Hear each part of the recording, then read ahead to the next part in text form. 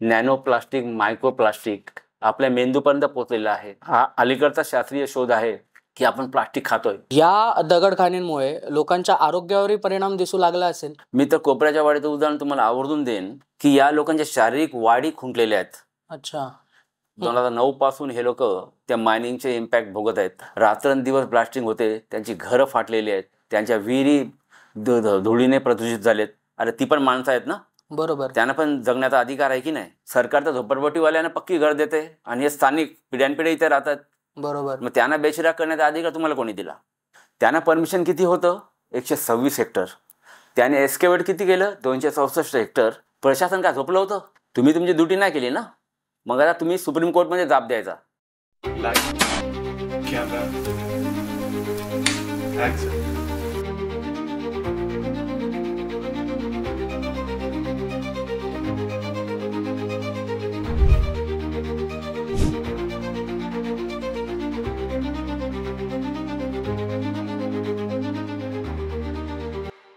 नमस्कार मंडळी, तुम्ही आमच्या व्हिडिओजना खूप चांगला प्रतिसाद देतात, त्याबद्दल तुमचे शतशः आभार मानतो. पण आम्ही अजूनही पाहतोय काही व्ह्यूअर्स अजूनही आमच्या यूट्यूब चॅनलला सबस्क्राईब करत नाहीत. तुम्ही अजूनही सबस्क्राईब केलं नसेल आमच्या यूट्यूब चॅनलला तर नक्की सबस्क्राईब करा. त्याचप्रमाणे बेल आयकॉन दाबायला विसरू नका, कारण तुमचं एक सबस्क्राईब आम्हाला अजून चांगले व्हिडिओज घेऊन येण्यासाठी प्रोत्साहित करतं. धन्यवाद. नमस्कार मंडळी, स्वागत आहे तुमचं तुमच्या आवडत्या पॉडकास्टमध्ये, ज्याचं नाव आहे BK टॉक्स. प्रश्न जनसामान्यांचे, उत्तर भांडूप कांजूरकरांचे. आजचा भाग अतिशय महत्त्वाच्या विषयावर आधारित आहे. आपल्या जीवावर बेतणाऱ्या बेकायदेशीर दगडखाणी, त्यातून निर्माण होणारा भूस्खलनाचा धोका आणि न्यायालयीन लढ्यातून या दगडखान्यांवर आकारलेला तब्बल 190 कोटींचा दंड. आपण सगळेच बातम्यांमधून ऐकलं असेल की अंबरनाथ जवळील बेकायदेशीर दगडखान्यांमुळे 2 गावे चिंचवली आणि कोपऱ्याची वाडी येथील 800 जीव धोक्यात आहेत आणि या विरोधात सातत्याने लढा दिलाय पर्यावरण कार्यकर्ते श्री नंदकुमार पवार. नमस्कार नंदकुमार पवार सर. नमस्कार. नमस्कार. दगडखान्यांची जी समस्या होती ती तुम्हाला कधी कळली आणि त्याच्यापर्यंत तुम्ही कसे पोहोचलात? अच्छा, ही अत्यंत इंटरेस्टिंग अशी स्टोरी बॅकग्राऊंड आहे या गोष्टीला की मी या विषयाकडे का वळलो. मला आठवते की 2018 साली मी बदलापूरला चाललो होतो आणि शिळफाटा आपल्याला माहितीच असेल.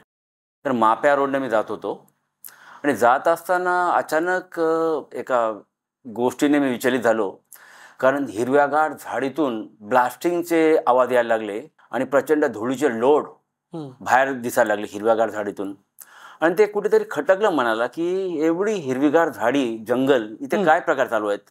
मी मित्राला सांगितले की गाडी साईडला घे आणि मी उतरलो गाडीतून आणि फोटोग्राफ केले सर्व. अच्छा. GPS टॅग हे लावून मी सर्व फोटोग्राफ केलं, डॉक्युमेंट केलं आणि मी पुढे गेलो. माझ्या मित्राने विचारलं की दादा हे कशाला केलं तुम्ही? बरं, हे काय आता जे तू पाहिलंस ते तुला योग्य वाटतंय का? तर बोलतो नाही. मग त्याने प्रतिप्रश्न केला की आपण काय करू शकतो, कारण याच्यामध्ये मोठे मोठे धेण आहेत, ते आपण काय करू शकतो? मला वेट अँड वॉच, मी प्रयत्न करेन. आणि आम्ही निघालो पुढे. तिथून कुठेतरी मनाला वाटलं की हे जे होतंय ते चुकीचं होतंय, कारण झाडं कापून डोंगर उद्ध्वस्त करून तुम्ही कुठला व्यवसाय करू शकत नाही किंवा कुठलं डेव्हलपमेंटचं मॉडेल असू शकत नाही. आणि या दृष्टीने हे सर्व विषय मी अभ्यास करायला लागलो. ओके. नंतर मी तक्रार दाखल केल्यानंतर काही लोक मला अप्रोच झाली आणि त्याने मला अशी रिक्वेस्ट केली की तुम्ही मुंबई प्रेस क्लबला याल का, आपण प्रेस कॉन्फरन्स घेऊया आणि तुम्ही जे विषय जे मांडलेत त्या विषयाने वाचा फोडूया, कारण सर्व रिपोर्टर्स येतील. आणि त्या अनुषंगाने मी 2 ते 3 प्रेस कॉन्फरन्स घेतल्या प्रेस क्लब मुंबईला. आणि माप्या तुर्बे इथल्या जवळपास 94 खाणी त्या बंद करण्यात आल्या.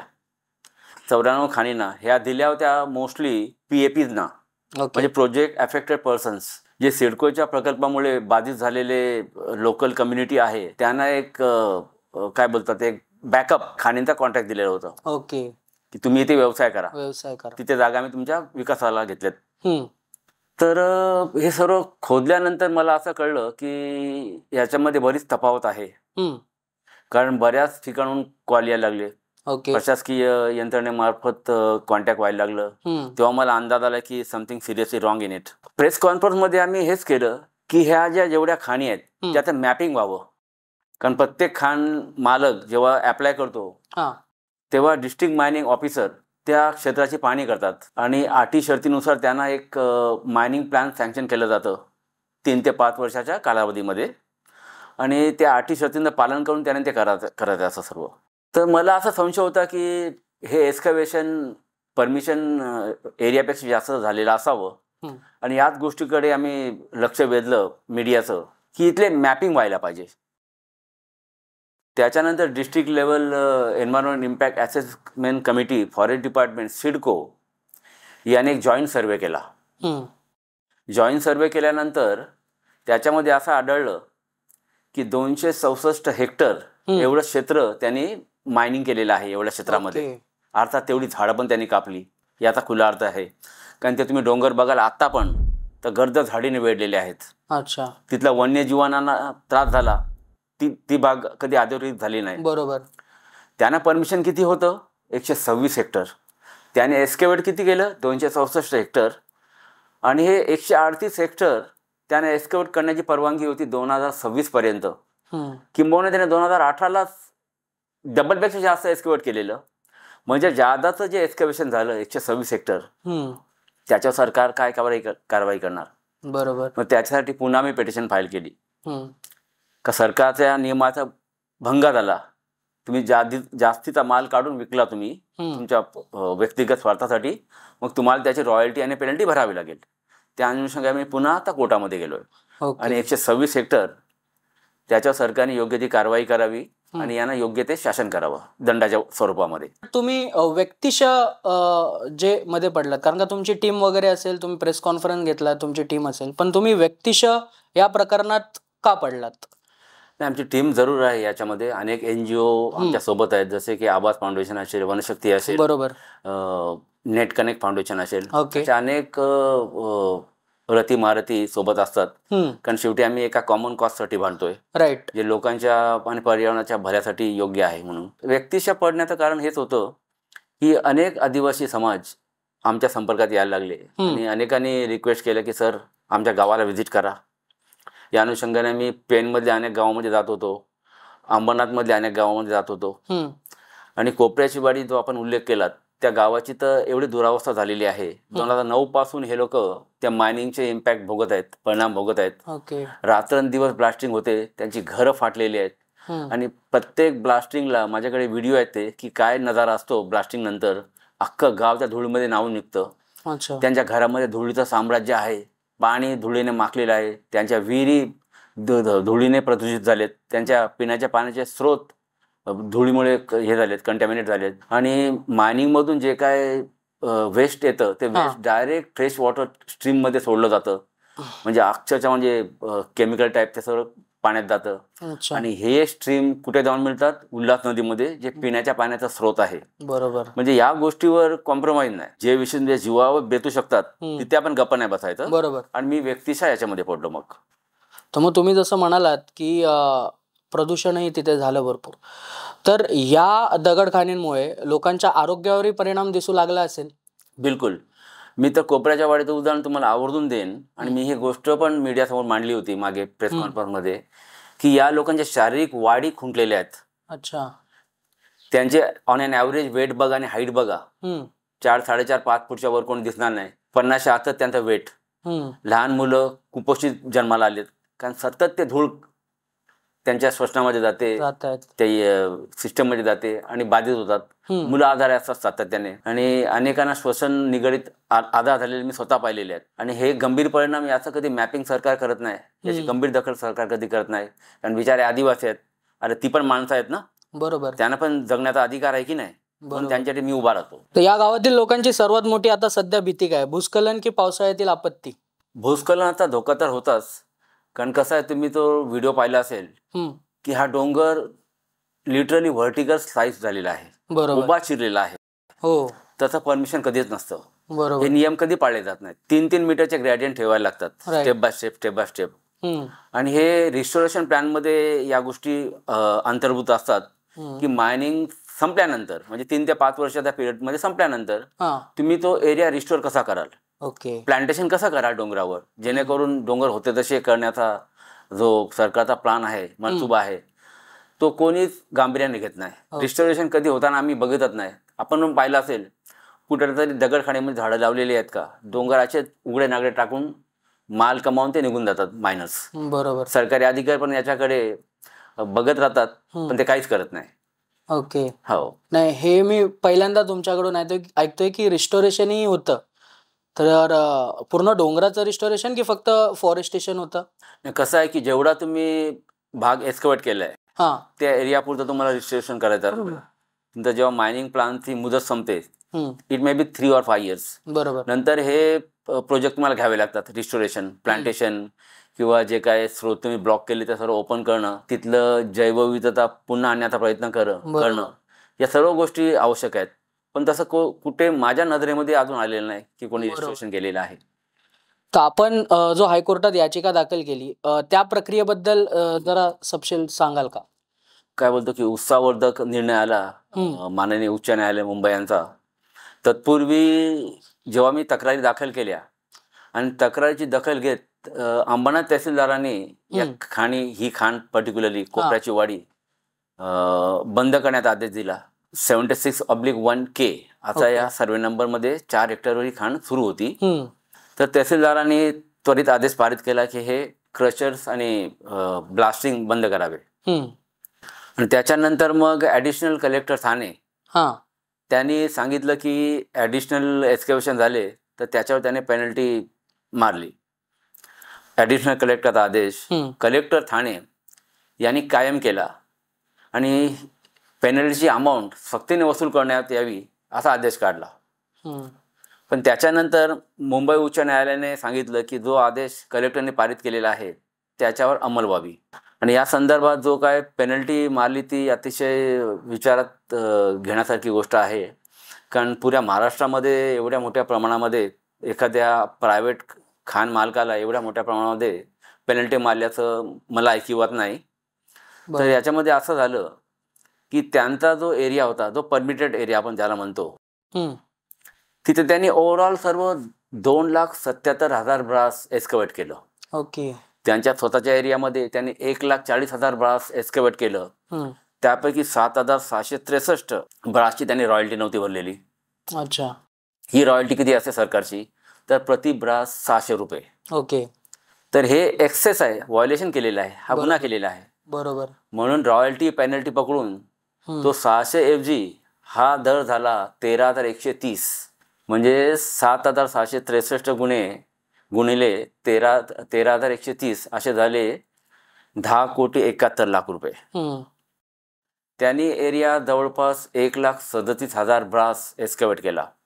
अच्छा. त्यापैकी 7,000 ब्रास तर त्याने रॉयल्टी भरली. उर्वरित 1,31,000 ब्रास गुणिले 13,130 ते झाले 179 कोटी प्लस ते 10,71,00,000 असे मिळून 193,30,00,000 एवढा पेनल्टी आणि रॉयल्टीचा अमाऊंट त्याला भरण्याचा आदेश झाला आणि तो कोर्टाने कायम केला. आता मुंबई हायकोर्टमधून हा आदेश आल्यानंतर मी सुप्रीममध्ये का गेलो? हा जो माइंडसेट आहे लोकांचा किंवा मायनर्सचा की आम्ही स्टेट लेवलला फाईट करतो, बरोबर, आणि पुढे मॅटर सोडून दिलं जातं, पुढे काय होतं कोणाला कळत नाही. पण हा मला एक मेसेज द्यायचा आहे सरकारला आणि प्रशासनाला, बरोबर, की आम्ही एखादा मुद्दा घेतला आणि त्याच्यामध्ये काय तथ्य आढळलं की ते व्हायोलेशन होतंय तर आम्ही शेवटपर्यंत लढू. बरोबर. आणि या आदेशामध्ये मुंबई उच्च न्यायालयाने काही गोष्टी ज्या महत्त्वाच्या होत्या त्याच्यावर कसल्याही प्रकारचं भाष्य केलेलं नाही. अच्छा. अतिशय महत्त्वाची गोष्ट की रिस्टोरेशन, जसं मी आता सांगितलं की रिस्टोरेशन इज मॅन्डेटरी. बरोबर. हे कंपल्सरी आहे, रिस्टोरेशन तुम्ही केलं पाहिजे. किंबहुना तुमचं प्लान जेव्हा सँक्शन होतं मायनिंग प्लान, त्याच्यामध्ये हे अंग अतिशय महत्त्वाचं असतं की तुम्ही हे रिस्टोरेशन कुठल्या प्रकारे करणार. रिस्टोरेशन बद्दल भाष्य नाही केलेलं. दुसरं गोष्ट म्हणजे की गाववाल्यांनी जे काय हाल सहन केले, त्यांच्या प्रकृती खराब झाल्या, त्यांची आरोग्यावर घाला झाला, त्यांची घरं फाटली, त्यांचे स्रोत, पिण्याच्या पाण्याचे स्रोत खराब झाले, विहिरी दूषित झाल्या, या गोष्टीवर सरकारने काय भाष्यच नाही केलेलं. म्हणजे असं आहे की तुम्ही एखादा पैसेवाले असल्यानंतर तुम्ही स्थानिकांच्या जीवाशी खेळून त्यांना दाबून तुम्ही पैसा कमावणार का? मग यांचं नुकसान झालं त्याच्यावर नुकसान भरपाई कोण करणार? माणुसकीच्या नात्याने त्यांना पण मदतीचा हात दिला पाहिजे. बरोबर. सरकार तर झोपडपट्टीवाल्यांना पक्की घर देते आणि हे स्थानिक पिढ्यानपिढ्या इथे राहतात. बरोबर. मग त्यांना बेचिराग करण्याचा अधिकार तुम्हाला कोणी दिला? आणि अतिशय महत्त्वाची गोष्ट, यासाठी मी सुप्रीममध्ये गेलो की कसं असतं की एखादं मायनिंग प्लान सँक्शन झाल्यानंतर मायनिंग अथॉरिटी कलेक्टरची माणसं जाऊन साईट बघतायत. साईट कशी आहे ते साईट बघितल्यानंतर तुम्हाला अटी शर्तीवर परमिशन दिलं जातं. Safe 3 years or 5 years. 3 ते 5 वर्षानंतर तुम्ही पुन्हा रिव्हॅलिडेशनसाठी जाताय, लायसन रिन्यू करायला जाताय. तेव्हा अगोदर तुम्ही दिलेलं लायसनच्या अनुषंगाने तुम्ही कुठल्या अटी शर्तींचं उल्लंघन केले की नाही, किती एरिया तुम्हाला दिला होता, तुम्ही किती एक्सकेव्हेट केलेले आहे, याचा अभ्यास केला जातो. तसं न करता पुढचं परमिशन दिलं गेलं. आणि हे काम असतं सरकारचं, कलेक्टरचं काम असतं, वनविभागाचं काम असतं, MPCBचं काम असतं, तहसीलदाराचं काम असतं, प्रांताधिकाऱ्यांचं काम असतं. बरोबर. याच्यामध्ये कोणीच आपली जिम्मेदारी किंवा जबाबदारी पार पाडलेली नाही, which is statutory and constitutional duty of the authority to check the violation committed while granting permission. हे चेक केल्यानंतर त्यांना पुन्हा रिव्हॅलिडेशन देण्यात येतं. असं काही न करता पुढचं परमिशन दिलं गेलं. आफ्टर 5 years ते एक्सटेंड केलं गेलं. पण तुम्ही व्हायोलेशन कधीच चेक नाही केलं की त्यांना परवानगी किती होती. आता हे सर्व रेकॉर्डला आहे की त्यांचा एरिया 4 हेक्टर, 7/12/76/1K.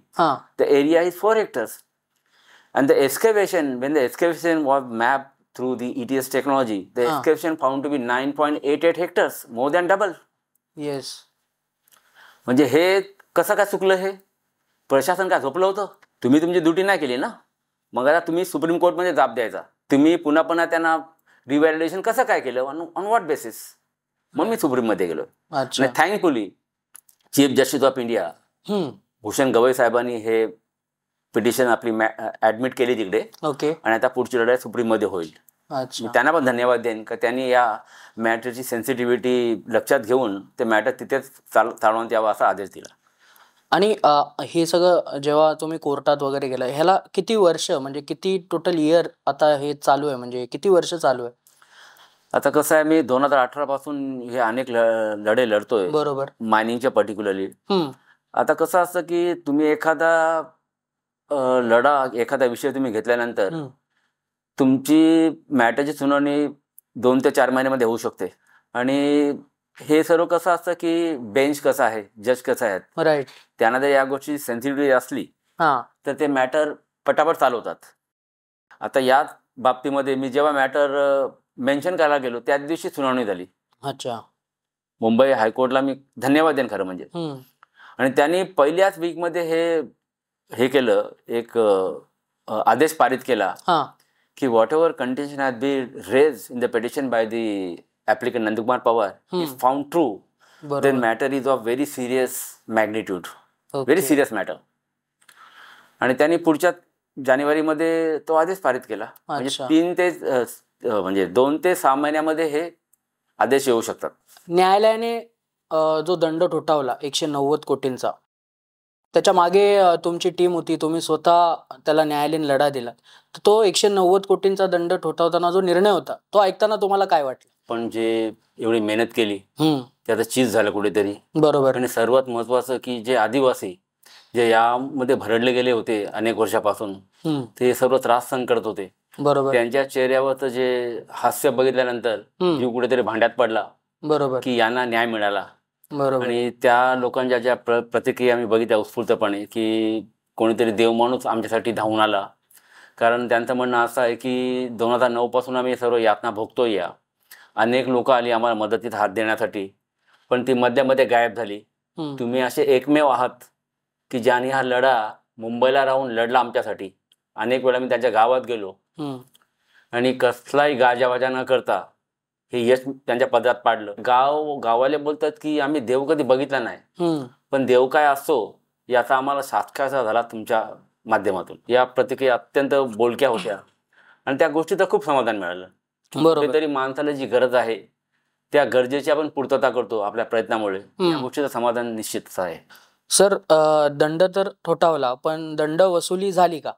मुंबई हायकोर्टाने असं आदेश पारित केला होता की जोपर्यंत एखादं सक्षम कोर्ट या निर्णयाला आव्हान देत नाही, तोपर्यंत जो निर्णय झालेला आहे त्या अनुषंगाने दंडाच्या रकमेची सक्तीने वसुली करण्यात यावी. ओके.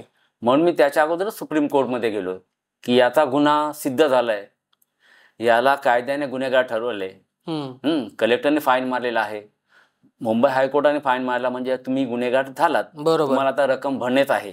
का? कारण तुम्ही तेवढा माल काढून विकलाय, सरकारची रॉयल्टी तुम्ही बुडवली, तुम्हाला ते भुर्दंड भरावंच लागेल.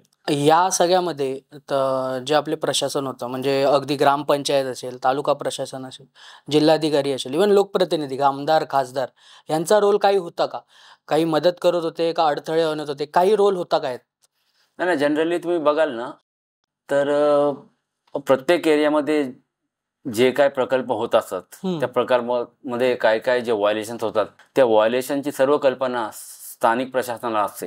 मग ते तहसीलदार असतील, पोलीस प्रशासन असेल, वन विभाग असेल, यांना कल्पना असते. प्रदूषण नियंत्रण मंडळ असेल का कुठे काय होऊ शकतं, पण हे लोक त्या गोष्टीकडे दुर्लक्ष करतात. For the obvious reason. Know the reason is always financial. तर हे कोणीच करत नाही. तुम्ही जोपर्यंत कोर्टात जात नाही तोपर्यंत तुम्ही किती तक्रारी करा, त्या तक्रारी तुमच्या डस्टबिनच्या बॉक्समध्ये तुम्हाला फेकल्या दिसतील, कोण कारवाई करत नाही.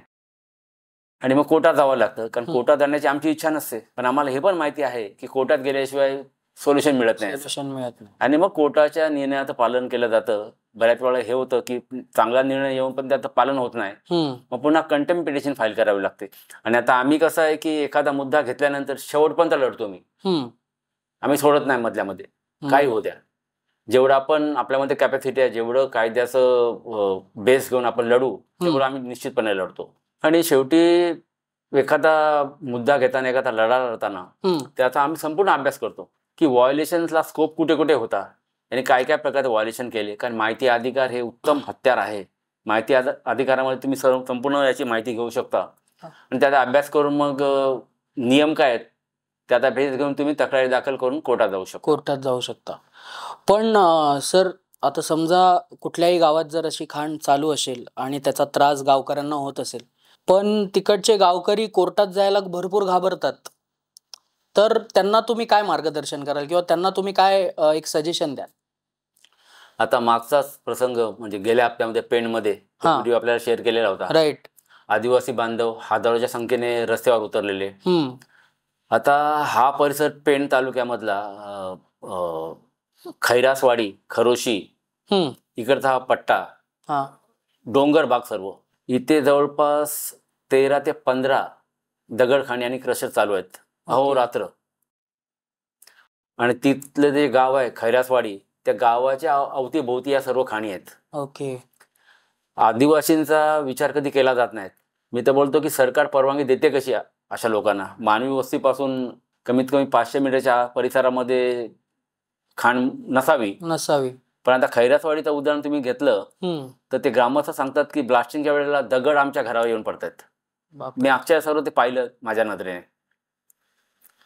आणि मग कायदे कुठे गेले मग? आणि आदिवासी शेवटी गरीब माणूस, त्याला एवढंच माहिती आहे की सरकार आहे, आम्ही काय करू? आम्ही कुठवर लढू? आमच्याकडे पैसा नाही ना, आमच्याकडे शिक्षण आहे की आम्ही त्याचा उपयोग करून कोर्टामध्ये लढू. आणि आदिवासींना सहज दाबलं जातं ना. एखादा राजकीय नेता एखादा फोन केला, एखादा गुंड त्यांना दम देतो, कोर्टात गेले तक्रार केली तर तुम्हाला हे करू. आणि बऱ्याच वेळा त्यांना आमिष पण दिली जातात, त्यांना पैसा दिला जातो. बरोबर. आता बिचारे आदिवासी करणार काय? जे मिळतं ते पदार्थ पाडून घ्या आणि गप्पा बसा. पण त्यातल्या त्यात काही लोक असे असतात की जे आमच्यासारख्यांना संपर्क करतात. आणि हेच उदाहरण पेणचं. त्याने आता गेल्या हप्त्यामध्ये मला बोलवलं तिकडे, त्यानं मार्गदर्शन केलं. तत्पूर्वी मी हा विषय जवळजवळ 2 महिन्यावर हँडल करतोय आणि मी जवळपास सर्वच पेपर काढून रेडी झालोय आता. ओके. कारण याच्यामध्ये जे काय व्हायोलेशन मला कळली की याला परवानगी कोणी दिलेली आहेत, तर ते कलेक्टर असेल, परिवहन विभाग असेल, वन विभाग असेल, प्रदूषण नियंत्रण मंडळ असेल, तहसीलदार असेल, प्रांताधिकारी असेल, यांनी परवानग्या काय काय दिलेल्या आहेत ते सर्व पेपर माझ्याकडे आलेले आहेत. आता लवकरच पिटिशन फाईल करून मुंबई हायकोर्टमध्ये आम्ही ते दाखल करणार. येस. पण एक असाही सूर असतो की दगडखान्यांमुळे रोजगारही मिळतो, मग तुम्ही रोजगारावरही त्यांच्या येताय का? हा अतिशय महत्वाचा प्रश्न आहे. दगडखाने, माझं म्हणणं हे आहे की विकासाला मी विरोध करत नाही, विरोध करण्याचं काय कारण नाही, पण दगडखाने कुठे कराव्या याचे नियम आहेत. आता तुम्ही नवी मुंबईचा जर परिसर पाहिला तर अक्षरशः हिरवेगार डोंगर आहेत. वनश्रीने नटलेले, बरोबर. ते डोंगर कापून तिथली झाडं बर्बाद करून तिथलं वन्यजीवन बर्बाद करून तुम्ही विकास करू शकत नाही. बरोबर. आज प्रदूषणाची पातळी हीट असेल प्रचंड वाढलेली आहे. आपण 50 डिग्रीच्या जवळपास पोहोचलेलो आहोत ऑलरेडी. प्रदूषण त्याच प्रमाणात वाढलेलं आहे. मग हे कसं कमी करायचं? आपण पैसा कमवण्याच्या नादात, रोजगार निर्मिती करण्याच्या नादात बाकी लोकांचं आयुष्य बर्बाद करणार का तुम्ही? प्रत्येक मानवाला स्वच्छ पर्यावरण हा मूलभूत हक्क आहे. त्याच्यावर गदा येणार नाही का? आमचं म्हणणं आहे की अटी शर्ती नियम पाळा आणि जिथे बॅरन डोंगर आहेत, जिथे झाडही नाहीत, अशा डोंगर तुम्ही यासाठी हे करा. आता आपण जर बघितलं तर खोपोलीच्या पुढे असे तुम्हाला बॅरन डोंगर भरपूर दिसतील का ज्याच्यावर हार्डली गवत असतं. मग तुम्ही तिथे का जात नाही? तिथे तुम्ही सरसकट परवानगी द्या. तिथे तुम्ही एक जनरल स्टोअर टाईप तुम्ही हे करा, स्टोअर करा आणि विकासासाठी दगड द्या. तुम्ही शहरामध्ये आता एक्सकॅव्हेशन, मायनिंग आणि ब्लास्टिंग, क्रशर चालवण्याचे दिवस संपले आता. बरोबर. कारण हे आता शहरामध्ये राहणारा माणूस सहन करू शकत नाही. कारण physically he is not capable of bearing temperature beyond 50 degree. तर मग हे आपण काय करतोय? मग यासाठी सरकारने पण नियमावली बनवली पाहिजे की शहरामध्ये हे मायनिंग प्रकल्प राबवता कामा नये. पण असा कुठलाच नियम नाही सध्या की बाबा शहरामध्ये नाहीच करावा, फक्त शहरापासून दूर करावा, असं सध्या काहीच नियम नाही. तसं काहीच नाही. कारण आजपर्यंत या गोष्टीवर तसा सरकारने गंभीरतेने कधी विचार नाही केलेला. आम्ही जेव्हा जेव्हा पेटिशन दाखल करतो तेव्हा त्या नियमावर बोट ठेवलं जातं की झाडं कापली जातात, व्हर्टिकल स्लायसिंग होते, इथे वन्यजीव आहेत, इथे वॉटर बॉडीज आहेत. या बेस घेऊन मग आम्ही कोर्टातून ऑर्डर मिळते की हे थांबवलं पाहिजे आता. तसं त्या अनुषंगाने कधी विचार नाही केला की हे मायनिंग कुठे केलं पाहिजे किंवा काय. किंबहुना मी तर असं सांगेन की मायनिंग अप्रूव्ह करताना, मायनिंग प्लॅन जेव्हा अप्रूव्ह होतं तेव्हा जी डिस्ट्रिक्ट मायनिंग अथॉरिटी असते कलेक्टरच्या अंडरमधली, ती जाऊन साईट बघते की कुठली साईट प्रपोज फॉर मायनिंग, तिथे वन्यजीवन कसं आहे, तिथे जंगलं आहेत की नाही, तिथे धरणं आहेत की नाही, रोडपासून किती अंतरावर आहे, मानवी वस्तीपासून किती अंतरावर ही साईट येते, या सर्व गोष्टीचा अभ्यास केला जातो. नंतर परवानगी दिली जाते. प्रेसने तुमचा जो मुद्दा आहे तो लोकांपर्यंत पोहोचवला का? नाही, बऱ्याच अंशी पोहोचवला. कारण प्रेस शेवटी आपण बोलतो की लोकशाहीचा चौथा स्तंभ. बरोबर. जोपर्यंत त्यांच्या माध्यमातून या बातम्या जगापुढे येत नाहीत तोपर्यंत जगाला वास्तव कळत नाही की काय परिस्थिती आहे. बरोबर. आणि मी मीडियाचा खरोखर धन्यवाद देईन की त्यांनी हा मुद्दा अत्यंत प्रभावीपणे लावून धरला. आणि हे पण एक प्रकारचं प्रेशर बिल्डअप होतं शासकीय लेवलवर किंवा न्यायालयांवर. एखादा मुद्दा गाजतोय प्रसार माध्यमामध्ये, मुद्द्याचं गांभीर्य ते पण लक्षात घेऊन मग त्याप्रमाणे कारवाई करतात. आता तुम्हाला सध्या काय वाटतंय की सध्या पर्यावरणाबद्दल लोकांमध्ये जनजागृती आता तरी आली आहे का? नाही, सुदैवाने बऱ्याच अंशी लोकांमध्ये ही भावना व्हायला लागली की पर्यावरण आहे, पर्यावरण महत्वाचं आहे, जे आपल्या जीवनाशी आणि आपल्या भावी पिढीच्या जीवनाशी निगडीत आहे. आणि पर्यावरण जर दूषित झालं तर त्याचे गंभीर परिणाम भोगावे लागतात. आज पण अशी परिस्थिती आहे की माणूस विचार करतो एक क्षण की आज आपण झोपू शकत नाही रात्री. बरोबर. Y? Because of the heavy temperature. आणि मग AC लावायची परिस्थिती आता का निर्माण झाली? हालाकी बरेचसे लोक घेऊ शकत नाही, पण ही परिस्थिती ओढावली ना आता. तर पर्यावरणाला आपण नजरअंदाज केलं, पर्यावरणाला गृहीत धरलं. आपण प्रत्येक गोष्ट पर्यावरणातून घेतो ना. हो. आणि मग ते सुदृढ राखणं हे आपलं काम नाही का? आपण कुठल्या गोष्ट पर्यावरण कधी आणल्यात का? नाही ना सर. जे काय ते इथंच आपण डेव्हलपमेंट करतो. मग तिला ओरबाडून, तिला आजारी करून आपण सुखी होऊ शकतो का? नाही. त्याचे परिणाम भोगायला लागतील ना. आपण जे खातो त्याचं बिल भरावं लागेल तुम्हाला. हो. नाव क्लायमेटिक कंडिशन बिकम एक्स्ट्रीम. प्रचंड पूर येतात, नको तिथे पाऊस पडतोय. बरोबर. एक्स्ट्रीम पाऊस पडतोय. हे का व्हायला लागलं? कारण पर्यावरणाचा ऱ्हास. आपण पर्यावरणाला गृहीत धरलं, काय होत नाही, पण आता ते दिसायला लागलं. आता आपलं अस्तित्व धोक्यामध्ये आलेलं आहे. भूकंप होत आहेत, पूर येत आहेत, प्रचंड जंगलाला आगी लागत आहेत, टेम्परेचर वाढतं सातत्याने. हे पूर्वी आपण कधी पाहिलं नव्हतं आणि आता ते दिसायला लागलं. त्याचे परिणाम आपण भोगायला लागलो आता. बरोबर. आणि situation getting worse year by year now. तर आता दंड ठोठावला, त्याच्यानंतर तुम्ही सुप्रीम कोर्टात गेला, पण आताही मूळ मुद्दा राहतो की तिकडच्या गावांचं पुनर्वसन. म्हणजे एवढी वर्ष त्यांनी जो सहन केलंय, तर ते पुनर्वसन आपण कसं काय करू शकतो? जेवढ्यांची घरं डॅमेज झालेली आहेत, डॅमेज किती आहे त्याचा असेसमेंट करा आणि प्रत्येक घराचं तुम्ही एक फिगर त्याच्यामध्ये मेन्शन करा की एवढं नुकसान झालेलं आहे आमचं. आणि ते लेटर तुम्ही लिहायचं कलेक्टरना आणि मग तिथून ते आपण कोर्टामध्ये प्रोड्यूस करू. आम्ही असं नुकसान झालेलं आहे आमचं शारीरिक आणि मानसिक पण, त्याची योग्य ते नुकसान भरपाई द्यावी, तो प्रत्येकाचा अधिकार आहे. तर ते कोर्ट मान्य करेल. कारण शेवटी 193 कोटी सरकारी तिजोरीमध्ये जातील, त्यातले काही पैसे ज्या लोकांनी त्रास सहन केलेला आहे, यातना भोगलेत, त्यांच्या पुनर्वसनासाठी का करू नये असं सरकारला आम्ही सांगू. तिकडच्या गावकऱ्यांनी तुम्हाला सपोर्ट दिलाच, पण इतरही आता या माध्यमातून लोकांपर्यंत पोहोचणं, तर लोकांनी तुम्हाला कसं सपोर्ट द्यायला पाहिजे? आता लोकांचं आता आम्ही काय बोलतोय की आता एकटा नंदकुमार पवार किंवा त्याच्या संस्था सर्वत्र लढू शकत नाही.